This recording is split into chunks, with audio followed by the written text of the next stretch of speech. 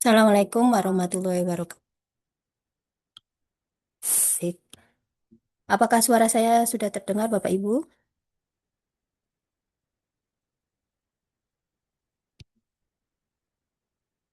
Sudah, Bu. Baik, kita mulai ya. Terima kasih. Assalamualaikum warahmatullahi wabarakatuh. Terima kasih atas kehadiran Bapak Ibu Guru MGMP Geografi Kabupaten Bondowoso yang telah menyempatkan hadir pada diseminasi pendekar dalam pelatihan peningkatan kompetensi pedagogik untuk guru SMA, di mana yang telah saya selesaikan pada tanggal 8 hingga 21 Juli 2026. Adapun sebelum kita mulai acara ini, kita akan mendengarkan sambutan terlebih dahulu dari Ketua MGMP kita, yaitu Bapak Eko Anang, MPD. Untuk waktu dan layar kami persilahkan.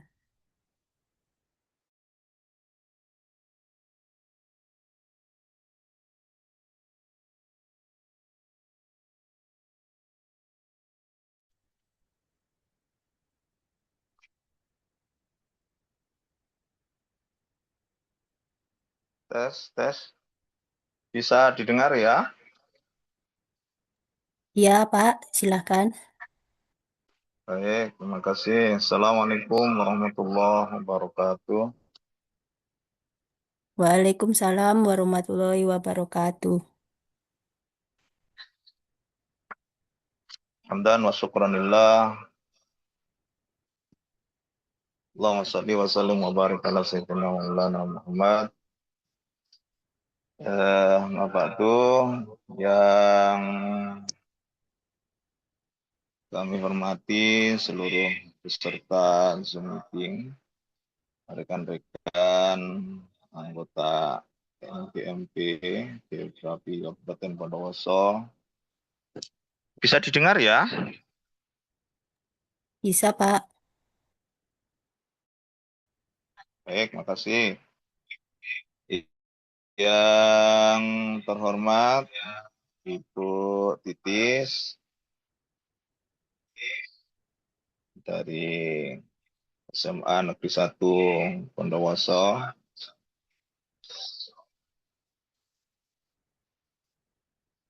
Tidak banyak yang kami sampaikan. Yang pertama, tentunya kita harus memanjatkan puji syukur kehadirat Allah Subhanahu wa taala atas rahmatnya kita dapat hadir walau melalui Zoom meeting. Mohon maaf ya, ini kebetulan saya sedang dalam perjalanan, sehingga tidak bisa secara langsung camp. Mohon dalam acara diseminasi hasil program pendekar ini, pendekar pendidikan referensi dan berkarakter ini kami sangat mengapresiasi kepada Bu Titis. Kami atas nama Ketua MGMP Geografi Kabupaten Bondowoso tentunya menyampaikan apresiasi dan terima kasih yang pertama kepada BPPTK Jawa Timur yang telah memberikan kesempatan kepada Ibu Titis untuk mengikuti pendekar ini. Semoga hasil dari diseminasi ini tentunya dapat diterapkan di sekolah masing-masing, khususnya di Kabupaten Bondowoso. Demikian mungkin yang dapat kami sampaikan. Selamat ya. Wallahul muwaffiq ila aqwamit thoriq. Assalamualaikum warahmatullahi wabarakatuh. Waalaikumsalam warahmatullahi wabarakatuh. Waalaikumsalam warahmatullahi wabarakatuh. Baik, terima kasih Bapak Eko Anang atas sambutannya. Untuk mempersingkat waktu, mari kita mulai saja materi kita yang akan saya presentasikan nanti. Kemudian saya mohon izin share screen. Ini ada 4 materi yang akan kita pelajari hari ini, yaitu tentang pola pikir bertumbuh, kerangka kerja pembelajaran, analisis capaian dan alur tujuan pembelajaran, dan model-model pembelajaran. Nah, mohon izin share screen Bapak Ibu.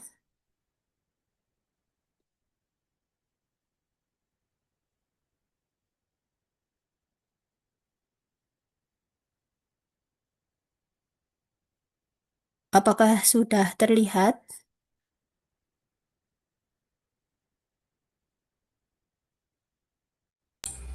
Sudah, Bu. Ya, baik, kita mulai. Yang pertama adalah pola pikir bertumbuh. Nah, ini di sini realitanya bahwa menurut penelitian PISA pada tahun 2018 ini terdapat krisis pola pikir. Hanya 29% murid di Indonesia yang memiliki pola pikir bertumbuh atau growth mindset, di mana Indonesia termasuk satu dari 6 negara dengan persentase di bawah 40%, yaitu peringkat ketiga dari bawah. Ada pesan dari Profesor Abdul Mufti, Mendikdasmen RI kita, bahwa kalau orang berpikir dengan growth mindset, maka dia yakin masalah yang hanya sedikit itu jalan keluarnya banyak. Karena itu jangan menyerah, jangan putus asa, yakinlah ada jalan keluarnya. Jadi kita lanjutkan. Pola pikir adalah segalanya, yaitu di mana pola pikir akan mendikte tindakan yang dilakukan, keyakinan internal seorang pendidik dan murid secara langsung membentuk pengalaman belajar di kelas. Nah, kemudian pada slide selanjutnya adalah ada perbedaan pola pikir tetap dan pola pikir bertumbuh. Di mana untuk pola pikir tetap dalam menghadapi tantangan, kesalahan, dan kemampuan itu akan berbeda dengan pada pola pikir bertumbuh. Di mana pada pola pikir tetap untuk tantangan itu dia merasa saya hanya bagus dalam bidang tertentu saja. Kemudian pada pola pikir bertumbuh, dia merasa saya menerima pekerjaan sulit sebagai peluang untuk belajar dan mengembangkan potensi diri. Untuk kesalahan, pada pola pikir tetap, kesalahan menunjukkan kelemahan dan harus dihindari demi nama baik. Sedangkan pada pola pikir bertumbuh, kesalahan merupakan proses belajar dan peluang meningkatkan potensi. Untuk pola pikir tetap pada kemampuan, dia merasa bahwa kecerdasan dan kemampuan adalah segalanya dan bersifat bawaan. Dan pada pola pikir bertumbuh itu, dia merasa bahwa saya bisa belajar apapun yang saya mau, termasuk hal yang sulit. Baik, kita lanjutkan ke slide selanjutnya, di mana ekosistem pembelajaran mendalam itu terdapat lingkungan pembelajaran dan kemitraan pembelajaran, di mana lingkungan pembelajaran itu terdapat budaya belajar yang kondusif, kemudian kemitraan pembelajaran itu ada hubungan kuat guru-murid, guru orang tua, untuk membutuhkan saling percaya dari setiap pihak yang terlibat. Selanjutnya, ada kerangka target Bapak Ibu. Ini target ini adalah singkatan dari task atau tugas, kemudian authority atau otoritas, kemudian R itu pengakuan atau recognition, kemudian G grouping atau kelompok, E evaluasi, T time atau waktu. Baik, kita lanjutkan. Untuk selanjutnya yaitu perbedaan antara pendekatan tradisional dengan pendekatan bertumbuh yang memuat target tadi. Untuk pendekatan tradisional, untuk tugas, ini cenderung berbentuk hafalan, sedangkan pada pendekatan bertumbuh ini bervariasi dari yang mudah hingga sulit dan menantang. Kemudian untuk otoritas atau authority, ini untuk yang tradisional, guru memberikan petunjuk yang sangat jelas dan kaku. Sedangkan pada pendekatan bertumbuh, itu guru memberi petunjuk awal, murid diberi ruang mencari cara sendiri. Kemudian pada pengakuan, ini dihargai untuk yang tradisional karena selesai dan mengumpulkan tugas. Sedangkan pada pendekatan bertumbuh, ini dihargai karena menunjukkan usaha, strategi, dan proses. Kemudian untuk grouping, atau kelompok pada pendekatan tradisional dikelompokkan berdasar kemampuan, sedangkan pada pendekatan bertumbuh dikelompokkan berdasarkan minat dan cara belajar. Untuk evaluasinya, pada pendekatan tradisional, penilaian umum mengutamakan hasil akhir atau nilai angka, sedangkan pada pendekatan bertumbuh, penilaian individu mengutamakan kemajuan dan proses perkembangan, dan pada pendekatan tradisional ini batasan waktu kaku untuk semua tugas dan pendekatan bertumbuh ini fleksibel. Baik, kita lanjutkan. Eh, jadi tujuan akhir dari kerangka atau pola pikir bertumbuh itu adalah 8 profil lulusan yang telah Bapak Ibu kenal pada pembelajaran mendalam, yaitu keimanan dan ketakwaan, kewargaan, penalaran kritis, kolaborasi, kemandirian, kesehatan, dan komunikasi. Nah, dampak kognitifnya adalah kegigihan mohon maaf, dampak kognitif yaitu kegigihan berpikir dari siswa-siswa kita, yaitu meliputi kreativitas, penalaran kritis, komunikasi, kolaborasi, dan kemandirian. Baik, itu materi yang pertama, Bapak Ibu. Kita akan lanjutkan ke materi yang kedua, yaitu kerangka kerja pembelajaran. Saya akan langsung saja ke lingkaran ini, Bapak Ibu. Ini Bapak Ibu juga sudah tahu tentang eh, lingkaran dari pembelajaran mendalam atau kerangka pembelajaran mendalam. Ini terdiri dari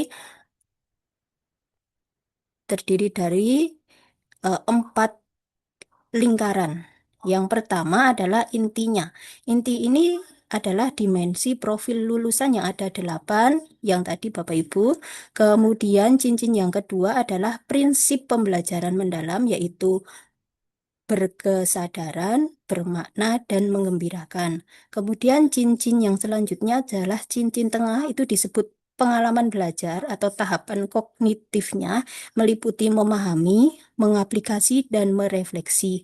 Dan cincin yang paling luar kita sebut dengan kerangka pembelajaran, yaitu berupa praktik pedagogis, lingkungan pembelajaran, pemanfaatan digital, dan kemitraan pembelajaran, di mana semuanya itu terdapat 4 dimensi olah, yang yaitu olah pikir, olah hati, olah rasa, dan olahraga. Kemudian untuk eh, taksonomi yang digunakan adalah perpaduan antara taksonomi Solo dan taksonomi Bloom. Lanjut, saya langsung ke kesimpulan Bapak Ibu bahwa pembelajaran mendalam bukan sekedar metode instruksi, melainkan penciptaan ekosistem holistik dengan menyelaraskan pilar kerangka luar mulai dari pedagogi, lingkungan, digital, kemitraan dengan prinsip inti yaitu berkesadaran, bermakna, dan menggembirakan. Kemudian kita dapat memandu peserta didik untuk menuju tercapainya profil lulusan yang berdaya saing global. Baik, demikian untuk materi yang kedua. Kita akan lanjutkan ke materi yang ketiga, yaitu analisis capaian pembelajaran untuk jenjang SMA.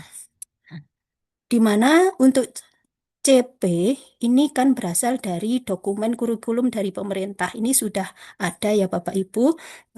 Untuk CP kita itu kita menggunakan yang terbaru, yaitu CP tahun 2025 nomor 046, di mana nanti akan saya bagikan di grup ya Bapak Ibu. Nah, kemudian setelah CP ini untuk kita bisa eh, bisa mendapatkan eh, pembelajaran nyata dan relevan, kita analisis dulu di mana CP itu adalah kompas atau penunjuk arah, bukan peta detail. Analisis ini mengubah dokumen umum menjadi panduan presisi. Yang pertama, untuk memilih materi yang esensial. Yang kedua, menentukan strategi pembelajaran. Yang ketiga, merancang asesmen yang relevan.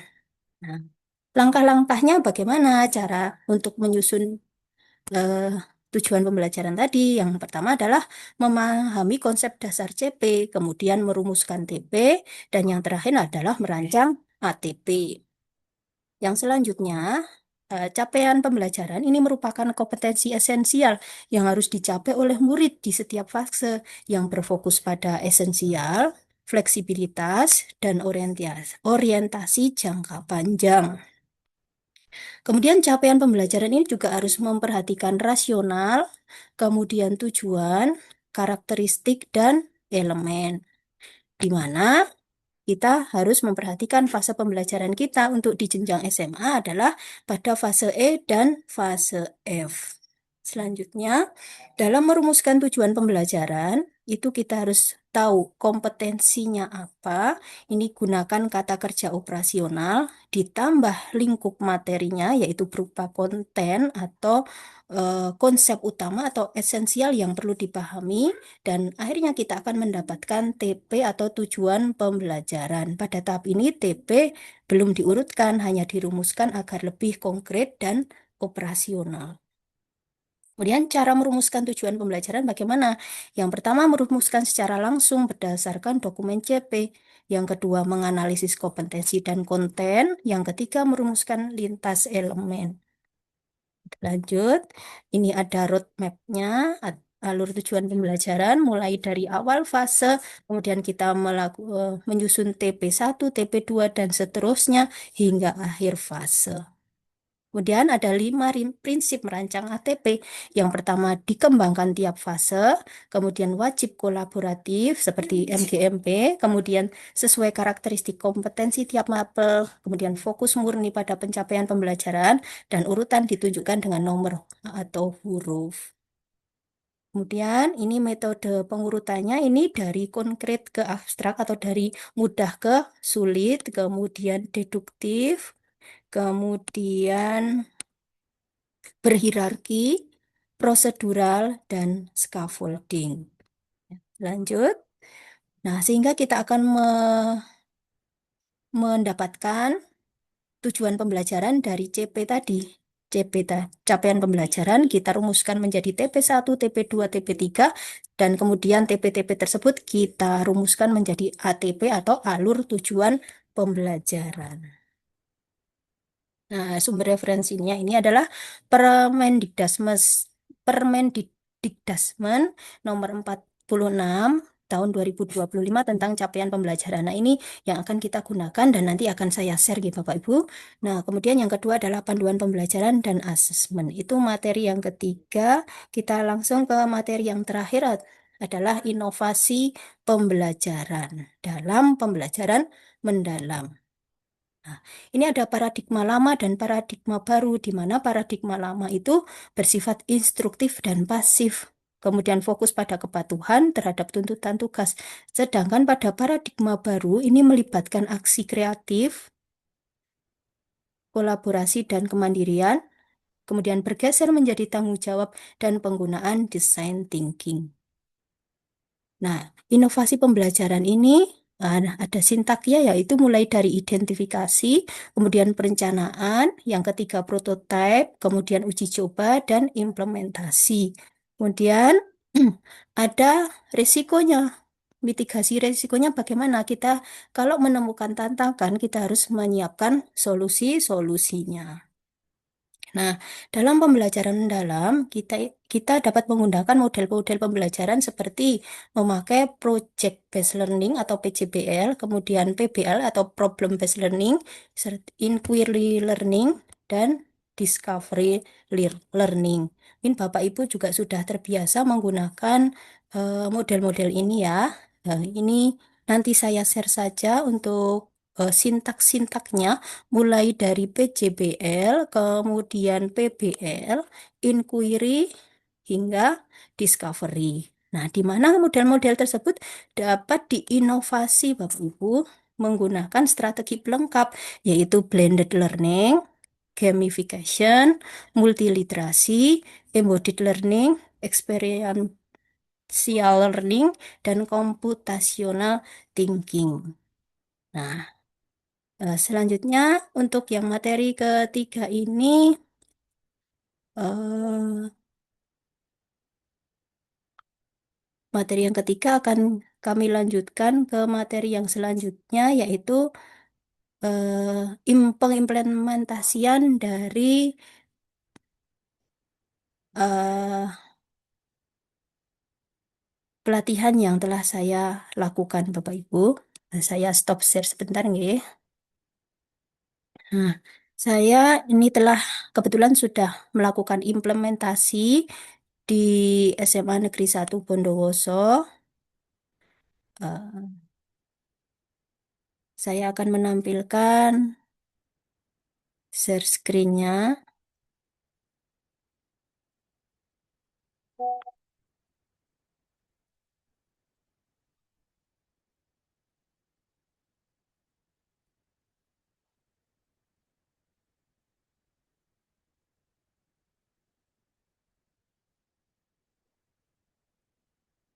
Mohon izin share screen kembali.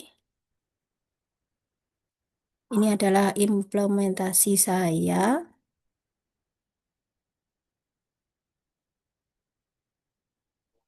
Nah, ini saya langsung saja ke identifikasi peserta didik. Saya melakukannya implementasi ini di kelas 11 pada fase VF. Kemudian capaian pembelajarannya adalah peserta didik memahami kebencanaan sebagai bagian yang tak terpisahkan dari kondisi Indonesia. Kemudian tujuan pembelajarannya ada 3, yaitu yang pertama melalui pengamatan gambar, video, peta, dan sumber belajar, peserta didik mampu menjelaskan keterkaitan kondisi alam Indonesia dengan potensi bencana secara tepat. Yang kedua, melalui diskusi dan analisis kelompok, peserta didik mampu menganalisis karakteristik dampak risiko dan tindakan mitigasi salah satu bencana. Yang ketiga, melalui proyek berbasis kelompok, peserta didik mampu merancang dan menampilkan simulasi mitigasi bencana melalui role play atau bermain peran secara runtut, tepat, aman, dan kontekstual. Selanjutnya, praktek pedagogisnya adalah saya memakai PJBL, kemudian diskusi dan analisis kelompok, game kolaboratif, role play atau bermain peran, dan refleksi pembelajaran. Nah, ini adalah dokumentasi dari implementasi saya ya Bapak Ibu. Ini penjelasan waktu PJBL, kemudian ini waktu diskusi kelompok, kemudian ini waktu presentasi dan tanya jawab, kemudian ini ada game kolaboratif, kemudian ini waktu anak-anak bermain role play atau bermain peran secara langsung. Kemudian ini kolaborasi dengan teman sejawat.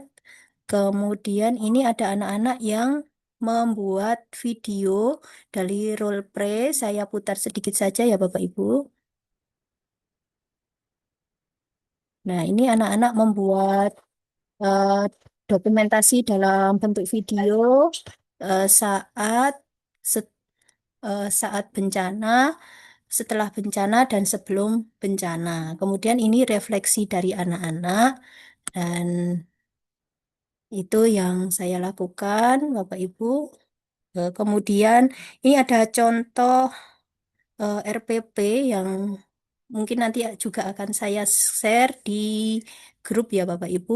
Mulai ini dari identitas modul, identifikasi peserta didik, materi, dimensi profil lulusan, desain pembelajaran, tujuan, kemudian topik, praktik pedagogis, kemitraan, lingkungan, pembelajaran, pengalaman belajar, dan penutup. Nah, mungkin dari apa yang telah saya sampaikan, ada pertanyaan dari Bapak Ibu? Monggo silahkan.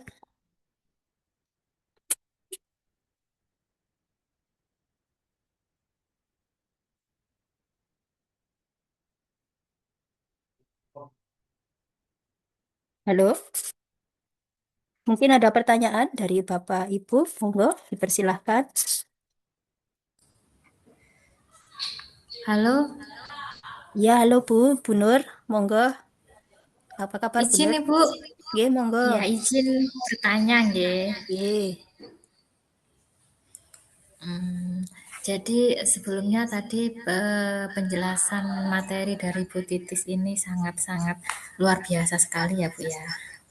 Jadi ada salah satu ya satu sih Bu yang mau saya tanyakan, yaitu terkait pembelajaran mendalam. Nah, bagaimana ya Bu, bagaimana cara membedakan antara pembelajaran yang hanya aktif dengan pembelajaran yang benar-benar mendalam seperti itu Bu?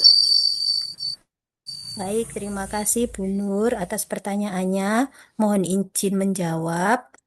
Untuk pembelajaran yang aktif ini perbedaannya dengan pembelajaran mendalam, nggih.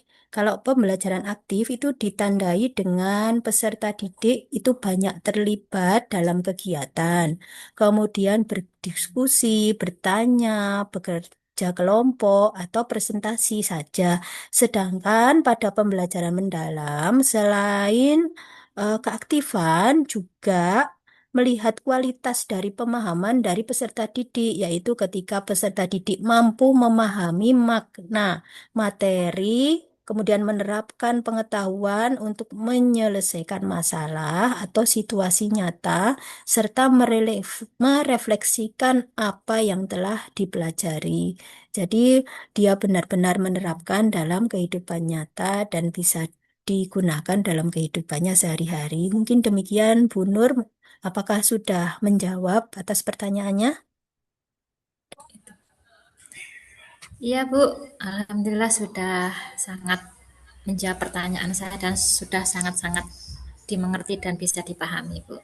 Terima kasih Bu atas jawabannya Bu. Ya, sama-sama, Bu. Terima kasih juga. Mungkin dari Bapak Ibu yang lain ada pertanyaan terkait materi yang telah saya sampaikan?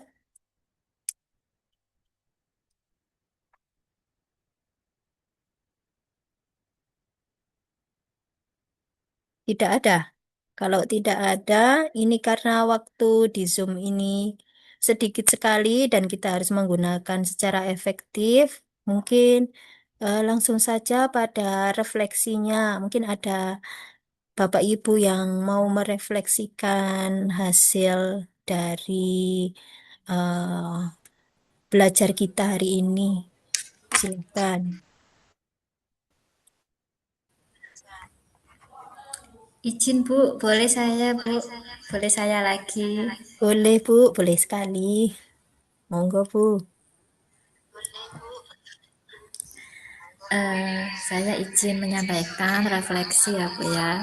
Setelah mengikuti diseminasi ini yang Bu Titis sampaikan, saya benar-benar memahami bahwa pembelajaran mendalam itu bukan hanya tentang membuat peserta didik itu aktif dalam pembelajaran.